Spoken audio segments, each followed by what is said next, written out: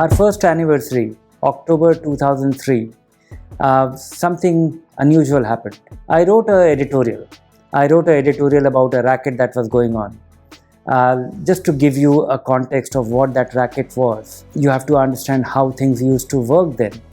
In 2003 or the period prior to that, if you wanted to buy a mutual fund, you wrote a check, filled the form, sent it to a fund company's office, and they took it, and you were allotted that day's NAV. There was no cut-off time.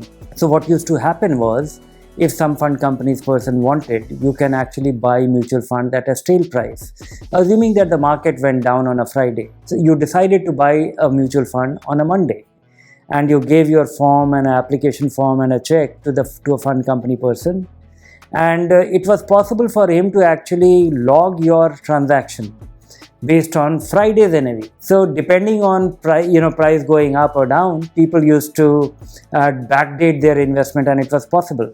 So when I wrote about this, because this was actually becoming rampant, this was hurtful, this was at the cost of the other investors, all the remaining investors of the fund, their return was getting diluted by the big action of some of these investors.